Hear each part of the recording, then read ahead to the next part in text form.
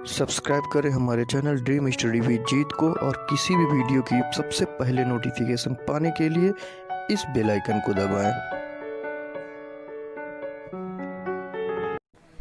Hello friends, welcome to dream study with Jeet. दोस्तों, कल यानी कि 9 अगस्त को कोविड-19 टाइम में ही बीएड के एग्ज़ाम कराया गया, जो कि पहला एग्ज़ाम हुआ है और बहुत ही अच्छी तरीके से एग्ज़ाम कंडक्ट हो गया। कहीं कहीं पे कुछ थोड़ा बहुत दिक्कतें हुई, लेकिन दोस्तों हम लोग उस बीएड एग्ज़ाम का पेपर फर्स्ट में जो 100 क्वेश्चन आए थे जीएस और हिंदी के, उन क्वेश्चन के साथ मैं आप लोगों के सामने हाजिर हूँ एग्ज़ाम का पूरा रिव्यू देने के लिए कि एग्ज़ाम कैसा था, टफ था या इजी पेपर था।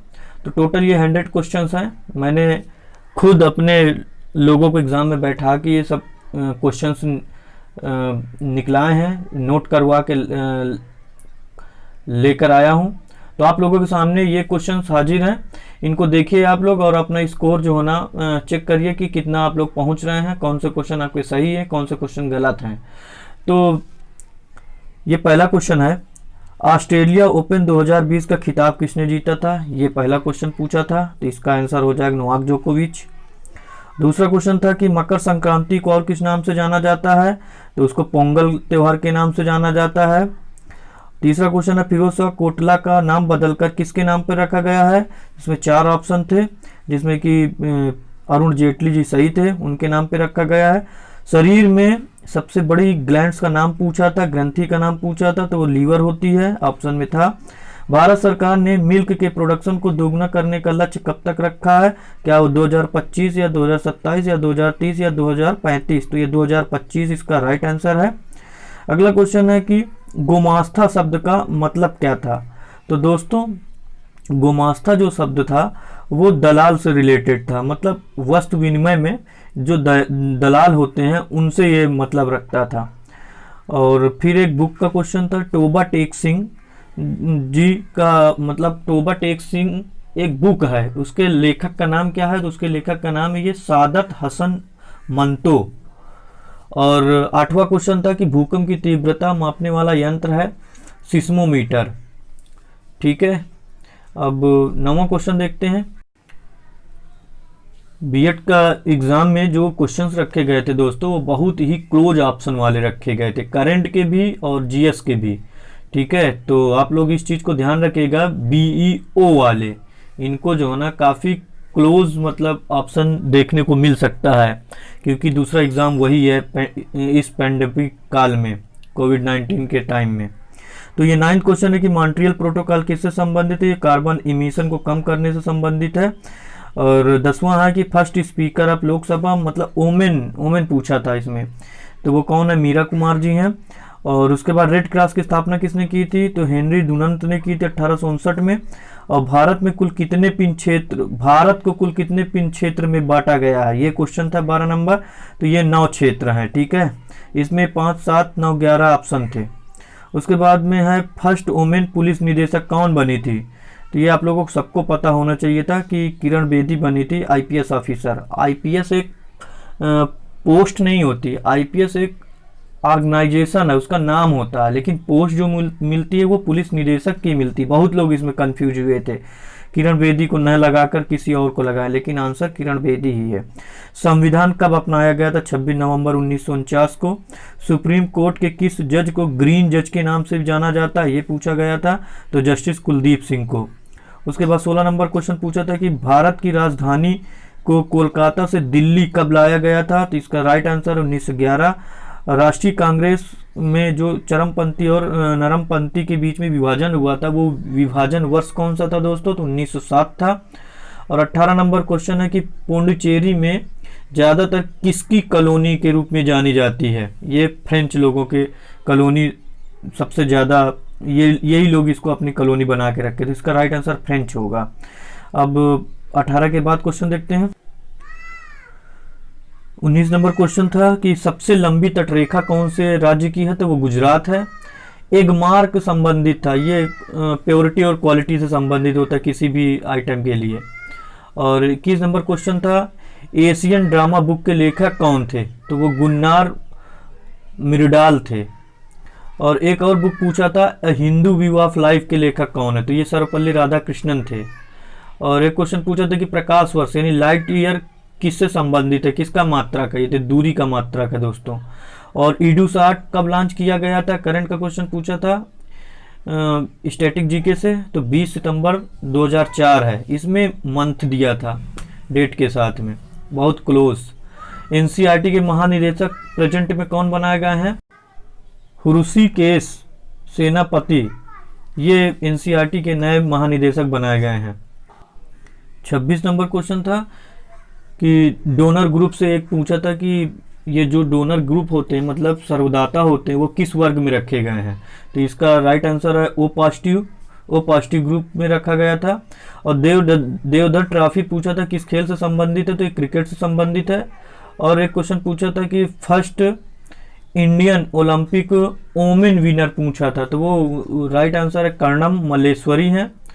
और एक क्वेश्चन पूछा था भारतीय संविधान में कुल कितनी भाषा अपनाई गई, 22 भाषाएं हैं।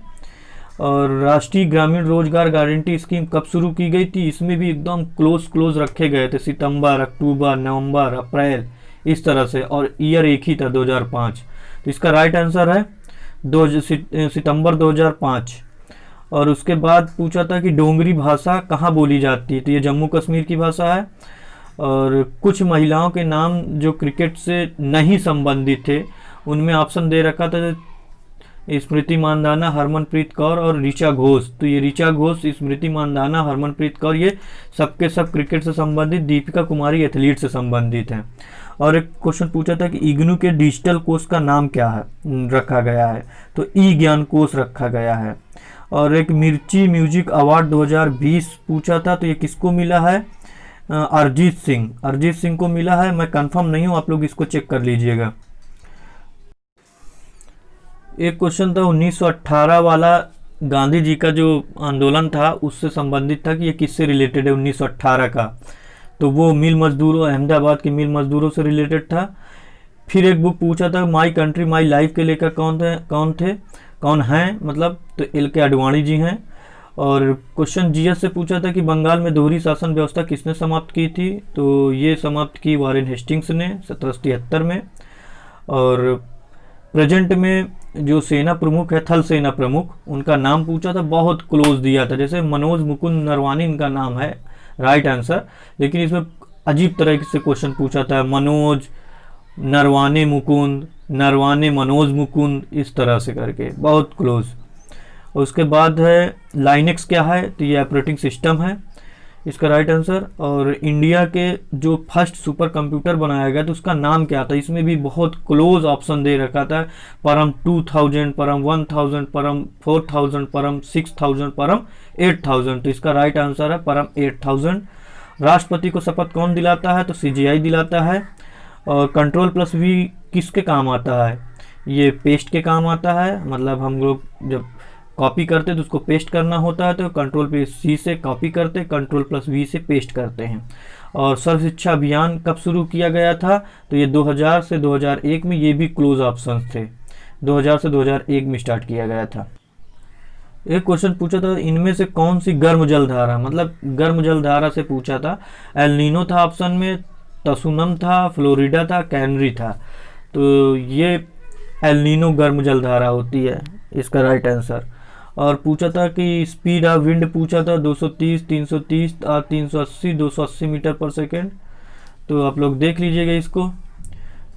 और एक क्वेश्चन पूछा था कि फर्स्ट इंडियन परमाणु रिएक्टर का नाम क्या था, तो इसका नाम था अप्सरा। ये जीएस के 50 में से 46 क्वेश्चंस हैं, और जो 4 क्वेश्चन बचे हैं वो बहुत अजीब थे, तो उनको लड़कों बहुत बड़े बड़े थे और करंट के थे, तो वो शायद ज़्यादातर लोगों को नहीं आया होगा, क्योंकि वो लिखने में ही इतनी दिक्कत हो रही थी कि उनको लड़कों ने नोट ही नहीं किया। तो कुछ स्टूडेंट्स के द्वारा कुछ क्वेश्चंस मिले थे, और कुछ क्वेश्चंस, ज़्यादातर क्वेश्चंस जो ना हमारे खुद के स्टूडेंट्स के द्वारा लाए गए हैं। ठीक है, तो आप ये वीडियो ड्रीम स्टडी विद जीत पे देख रहे हैं, चैनल को सब्सक्राइब करना ना भूलें, ताकि हम आपके लिए और भी ऐसी वीडियो और एग्ज़ाम से रिलेटेड चीज़ें लेकर आते रहें।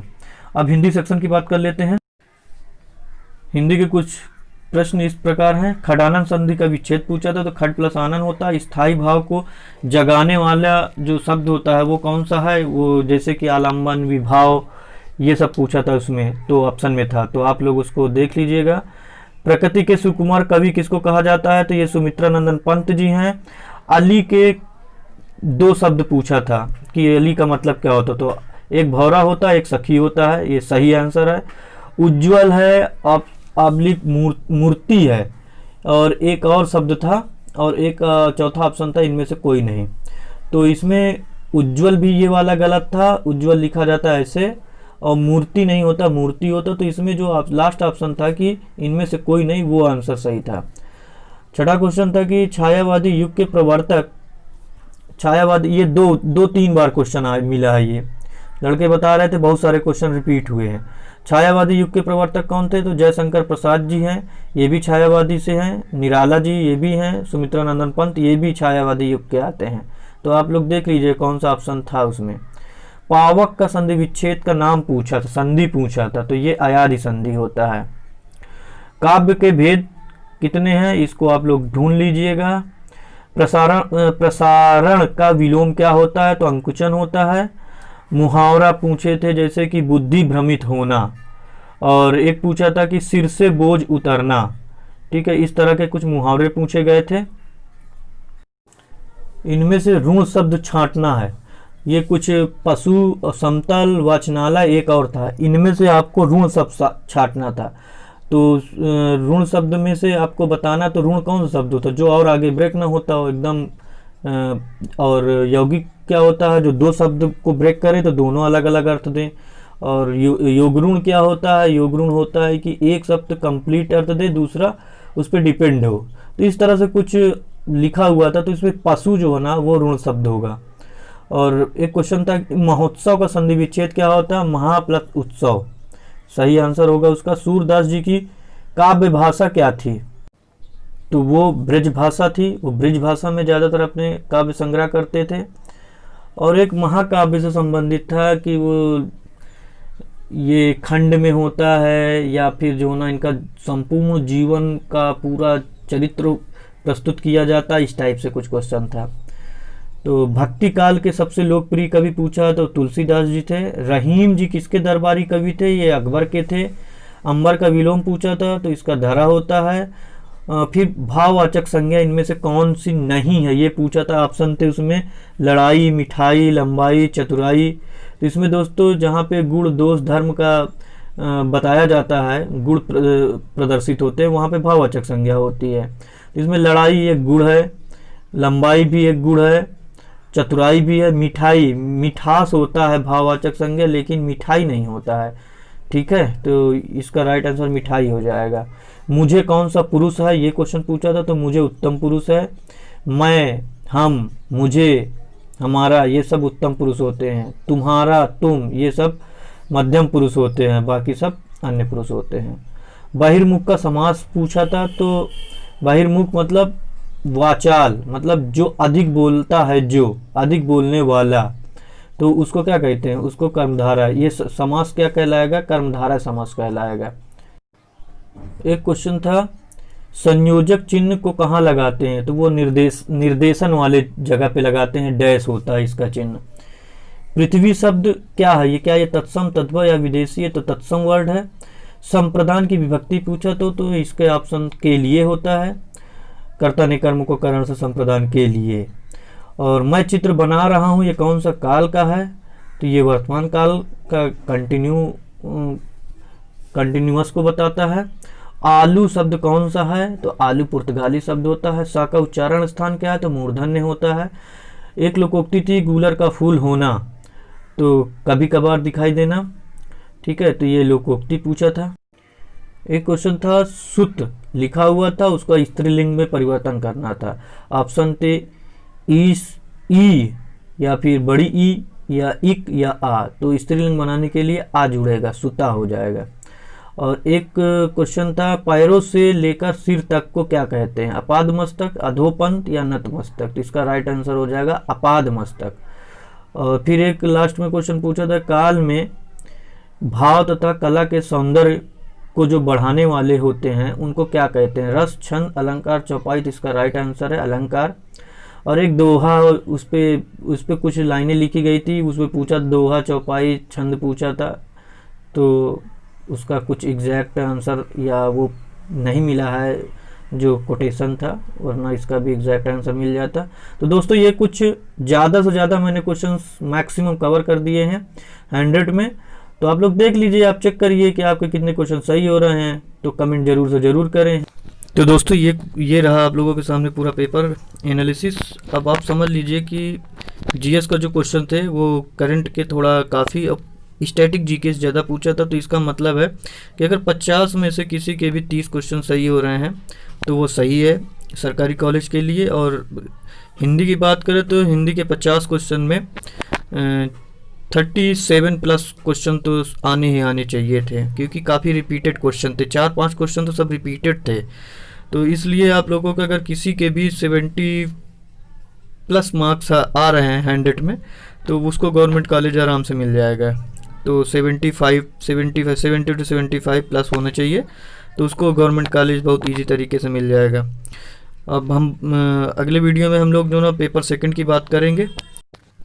ओके फिर दोस्तों, मिलते हैं अगले वीडियो में। तब तक के लिए जय हिंद, जय भारत, थैंक यू।